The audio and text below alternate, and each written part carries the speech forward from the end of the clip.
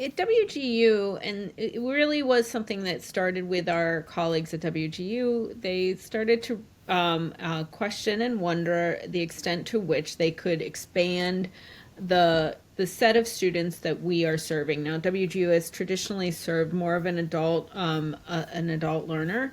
The average age, I think, in our student body is in the mid 30s. So very different from a traditional institution.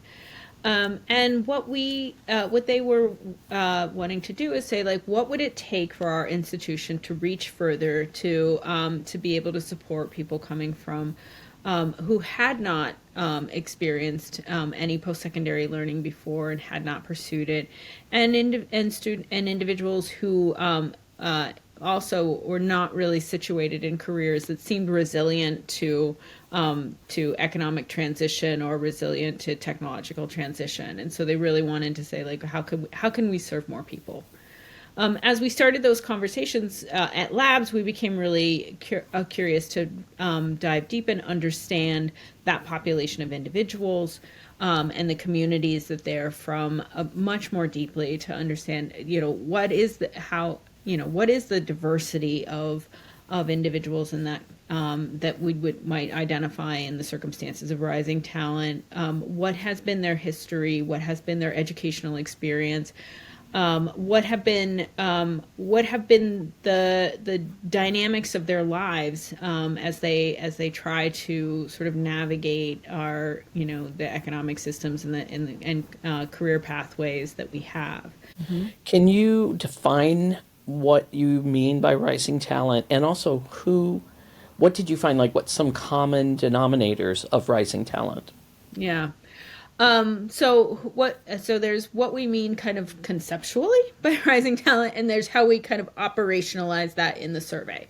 So conceptually, these are individuals who have little or no post-secondary education have not participated in much in the way of post-secondary education. That means going to college, going to community college, or participated in any kind of like workforce training or certificate programs.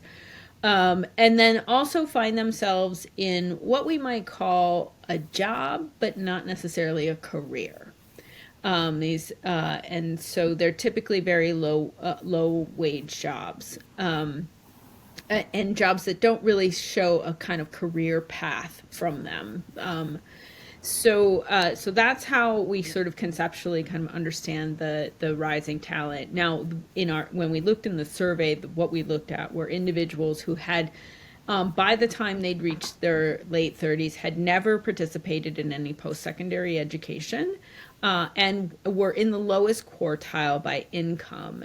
And when we did that in the lowest quartile by income, it ended up being individuals who had about lived in households that had about $7,000 per person in the household. So it's very low income families and households. Where do you see the opportunities for change? Where do you see places where higher ed can come in and say, we can redesign something to make higher ed work for you? We need systems that are much more flexible and adaptable to people, because what we saw were individuals whose lives are highly and significantly disrupted from time to time.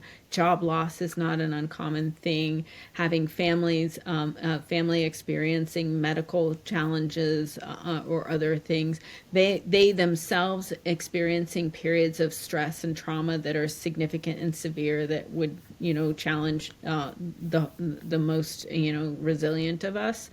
So having flexibility, being able to kind of build your learning as you go, and build up your skills, build up your credentials, and all the things that help you go. I think, being that the notion of the stackable credential seems to make a lot of sense, because of the need for adaptation and to flex the learning, but also because these individuals need to be able to move up the income ladder sooner than 4 years from now. They don't have that same kind of slack in their lives to be able to kind of sit and study for 4 years and then make more money. Again, we're not talking about people who have a lot of slack in their lives. They need to make the most out of every investment that they're making, and institutions and educational providers need to sort of honor that, I think. And who do you want to know about this study? How do you want people to use it? Who do you want to have use it? Well, first and foremost, I wanted our colleagues at WGU to use it and see it and to understand the real complexity of the people that we hope to broaden our reach to. I want everybody who is supporting and thinking about supporting adults and individuals in the post-secondary space to understand that there's a group of individuals who are very deserving of our attention, our time, and our commitment, and all of the great thinking that we can give. I want them to see that this group is there, but it is a very different. They face a very different set of circumstances than the traditional student has, and they deserve our attention and our focus on learning about them and their experiences. What's at stake for us, as a society, economically, just kind of people in general, if we don't lift up these other people who would have so much to contribute? The most straight up answer is that we lose a lot of talent, a lot of ingenuity, a lot of creativity, for sure. And I think communities are losing resources, and they're losing people who can be really strong and vital contributors across our communities. I think we will be stronger when we have strong communities throughout our country, and I think that it seems crazy that we might not want to sort of focus our attention on a full 24 million people. It's a lot of people.